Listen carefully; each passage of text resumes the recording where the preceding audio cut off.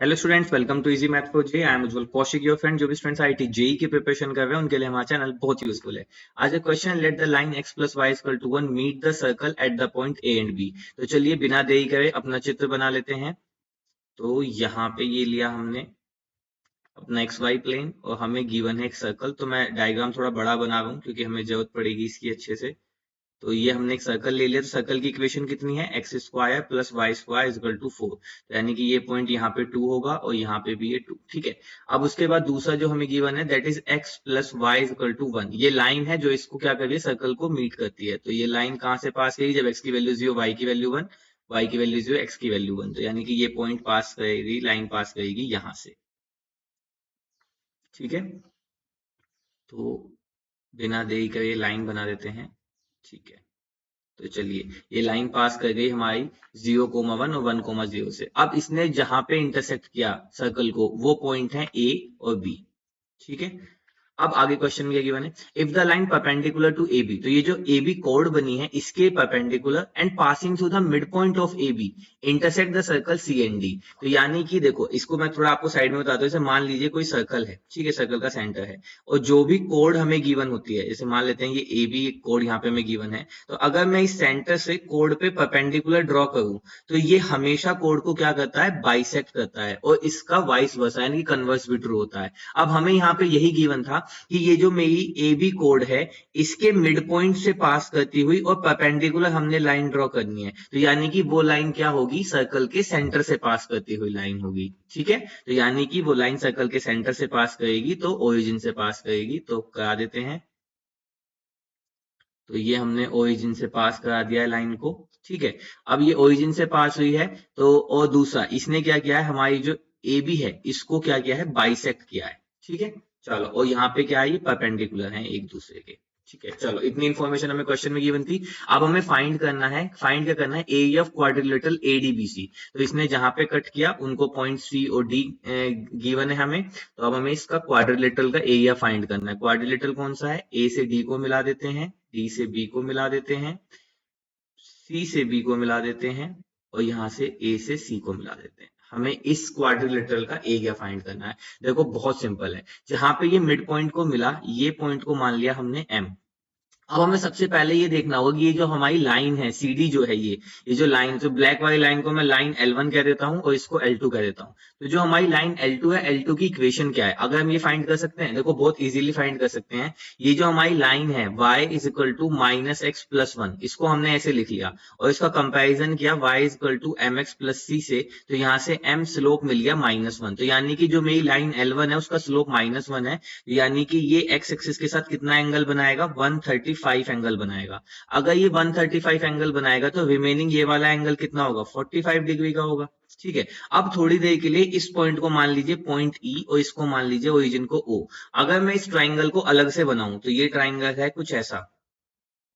ठीक है। एम पे बन रहा है हमारा 90 डिग्री। तो यहाँ पे मान लेते हैं ये है हमारा एम, ये है हमारा ओ और ये है हमारा ई। तो देखो एम पे बना 90 डिग्री क्योंकि यहाँ पे तो ये परपेंडिकुलर ही कट कर रहा है एक दूसरे को। ठीक है। और ई पे जो एंगल है वो 45 डिग्री का है।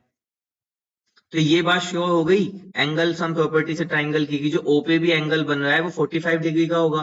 तो यानी कि ये जो एंगल बन रहा है ये 45 डिग्री का है और अगर ये एंगल 45 डिग्री का है तो हम समझ गए एम की वैल्यू यहाँ पे 1 हो गई। तो ये लाइन हो गई वाई इक्वल टू एक्स की।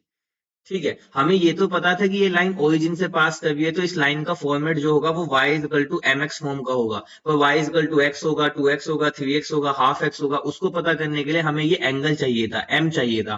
तो हमें पता लग गया m 45 डिग्री यानी कि m की वैल्यू 1 है यहाँ पे। तो ये y इक्वल टू x की लाइन हो गई। अब हमें दोनों लाइन L1 और L2 पता चल गई। तो मैं लिख लेता हूँ L1 है हमारी ये, तो इसको हमने मान लिया इक्वेशन 1 और यहाँ पे L2 लिख लेते हैं।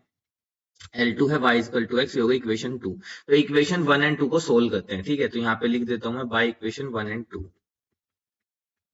तो उससे क्या होगा? देखो x की जगह आप y की जगह पे x रख देंगे तो 2x इज इक्वल टू 1, तो x is equal to half. अब यानी कि ये जहां पे इंटरसेक्ट कर रही है m पे, तो m पे जो x कोऑर्डिनेट है वो कितना है? हाफ। अब क्योंकि y इक्वल टू x की लाइन है तो y कोऑर्डिनेट भी कितना हो जाएगा? हाफ। तो m के कोऑर्डिनेट मिल गए हमें हाफ और हाफ। इससे फायदा क्या होगा? देखो अब हम क्या करते हैं, कुछ नहीं है, मैं थोड़ा सा इसको क्लियर कर लेता हूं ताकि क्लियरिटी रहे। ठीक है। मैं थोड़ा सा इसको क्लियर कर देता हूं।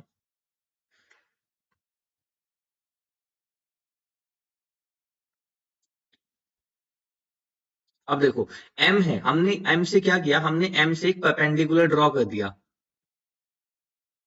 ये हमने m से परपेंडिकुलर ड्रॉ किया, तो ऑब्वियसली यहां से यहां तक का जो डिस्टेंस होगा, ये डिस्टेंस ये कितना होगा, हाफ होगा, क्योंकि m के कोऑर्डिनेट कितने हैं, half into half, nothing but इस पूरी लाइन पे x की वैल्यू कितनी होगी, हाफ, तो यहां से यहां तक का डिस्टेंस हाफ होगा। और सेम इसी तरीके से अगर मैं इस पॉइंट को m से जो हमने परपेंडिकुलर ड्रॉ किया है, अगर मैं इस पॉइंट को p मान लेता हूं, ठीक है, अगर मैं इस पॉइंट को p मान लेता हूं, तो यहां से O से P तक का डिस्टेंस भी हाफ है और M से P तक का डिस्टेंस भी हाफ है। ये क्यों हाफ है समझो आप, क्योंकि देखो मैं इसको अलग से बताता हूँ, ये इस तरह से है, ठीक है, यहाँ पे हमारा O है, यहाँ पे हमारा पॉइंट P है और यहाँ पे हमारा M है। अब M के जो कोऑर्डिनेट है वो है हाफ और हाफ, यानी कि ओरिजिन से ये कितना डिस्टेंस हुआ, हाफ डिस्टेंस हुआ, और ये भी कितना डिस्टेंस हुआ, हाफ डिस्टेंस हुआ। अब हमने यहाँ पे क्या ड्रॉ किया, परपेंडिकुलर ड्रॉ किया है, तो हम ट्राइंगल ओ पी एम में पाइथागोरस थ्योरम यूज कर सकते हैं, तो वहां से क्या आ जाएगा, ओ एम का square is equal to OP का स्क्वायर प्लस पीएम का square, this is equal to under root of OP का स्क्वायर, यानी कि 1/4 तो ये आ गया 1/2, तो ये आ गया 1/√2। तो यानी कि जो हमारे ओएम की वैल्यू आ गई वो कितनी आ गई, 1/√2। बस यही था जो हमें मेन फाइंड करना था, इसके बाद क्वेश्चन ऑलमोस्ट फिनिश हो गया। अब ओएम की वैल्यू 1/√2 आ गई, ये है हमारा ओएम, मैं यहाँ पे लिख देता हूँ, ये वैल्यू आ गई 1/√2। अब क्योंकि यहाँ पे भी ये 90 डिग्री का एंगल है ना, ये लाइन जो आपस में मीट करी थी 90 डिग्री पे मीट कर रही थी, तो अब हमने क्या किया, हमने इसको बढ़ा दिया आगे तक, ओ से ए को मिला दिया। तो अब आप देखो ट्राइंगल ए एम ओ में, ठीक है, मैं दोबारा देता हूं, ट्राइंगल ए एम ओ में,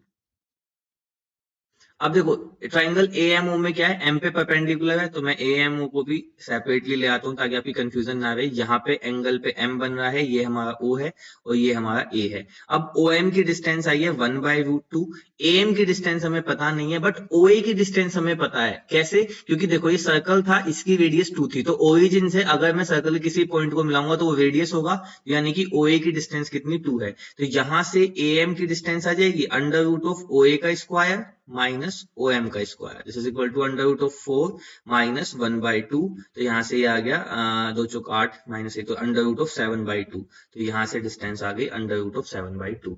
बस इतना क्वेश्चन करना था और उसके बाद क्वेश्चन कर, देखो समझाने के लिए थोड़ा क्वेश्चन लेंथी हो गया है, बट ये वैल्यू हमें फाइंड करनी थी। अब जैसे ही ए एम की वैल्यू आई, तो ए एम की वैल्यू आई √7/2।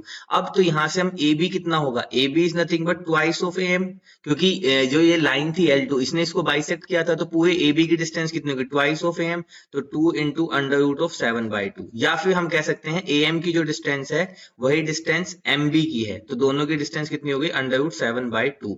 अब देखो हम कितनी इजीली इसको फाइंड करेंगे, देखते जाओ। देखो हमें क्या करना है, हमें इस क्वाड्रिलेटरल का एरिया फाइंड करना है ना, तो अब बिना देरी करे मैं आपको बताता हूँ हम कैसे फाइंड करेंगे। तो मैं पहले की येलो वाला पार्ट रीजन आपको शेड करके दिखा रहा हूँ, ठीक है। आप अगर ध्यान से देखें तो अगर मैं ए बी को बेस मानता हूं, तो यहाँ पे ये जो बन रहा है ये एक ट्राइंगल बन रहा है A B C, A B को बेस मान के आपको ये एक ट्राइंगल मिल रहा है, ठीक है।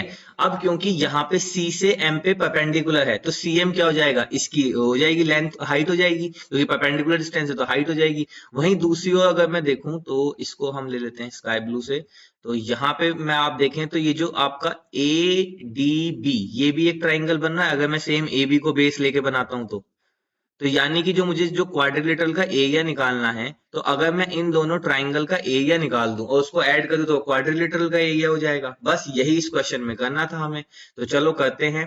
तो यहाँ पे मैं साइड में करने की कोशिश करता हूँ, ठीक है। तो देखो area of quadrilateral ADBC, this is equal to area of triangle ABC plus area of triangle ADB। मैं नीचे लिख देता हूँ, क्या पता है कट हुआ वहां पे, ठीक है। तो this is plus area of triangle ADB, ठीक है। अब देखो एरिया ऑफ ट्राइंगल ABC में बेस क्या है, AB, तो यानी कि हाफ इंटू बेस, बेस है AB इंटू हाइट, हाइट क्या है CM, मैं कलर चेंज कर देता हूं, plus area of triangle ADB में देखो अगेन ये लाइन परपेंडिकुलर है, तो हम AB को बेस ले सकते हैं, तो हाफ इंटू बेस है AB और हाइट क्या हो जाएगी इस बार MD। कोई प्रॉब्लम यहां से यहां तक, देखो फिर से मैं आपको बताता हूँ क्या किया, हमने इस AB को बेस ले लिया है, ठीक है। अब क्योंकि ये पॉइंट वर्टेक्स डी से यहाँ पे परपेंडिकुलर था तो ये इसकी हाइट का काम करेगा, तो half into A B into M D. Same ऐसे ही ये वर्टेक्स सी से यहाँ पे परपेंडिकुलर था तो ये इसकी हाइट का काम करेगा, तो ये बस यही दो चीज हमें करनी थी। तो देखो अब यहाँ से हम कर सकते हैं इसको, अगर थोड़ा सिंप्लीफाई करें तो this is equal to half into A B को हमने ले लिया कॉमन, तो हमारे पास क्या आ गया C M plus M D.